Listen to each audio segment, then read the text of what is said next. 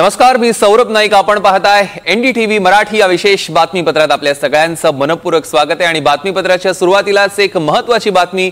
World champion दिव्या देशमुखचं नागपुरात जोरदार स्वागत करण्यात आलेलं आहे. राज्य बुद्धिबळ असोसिएशन कडनं जोरदार स्वागत करण्यात आलं. दिव्या देशमुखनं अनुभवी कोनेरू हम्पीला 15 मिनिटांच्या दुसऱ्या रॅपिड ट्राय बेकरमध्ये हरवलेलं. अवघ्या 19व्या वर्षी तिने महिला बुद्धिबळ विश्वचषकावर आपलं नाव कोरलेलं आहे.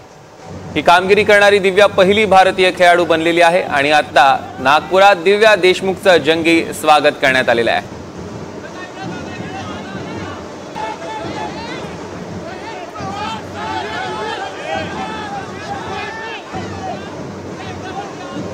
आता नागपुरातली आपण दृश्य बघतोय आपल्या टेलिव्हिजन स्क्रीनवर. दिव्या देशमुखचं जेव्हा स्वागत करण्यात आलं, मोठ्या उत्साहात, आनंदात, जल्लोषात तिचं स्वागत करण्यात आलेलं आहे. आपण दृश्यांमध्ये बघू शकतोय.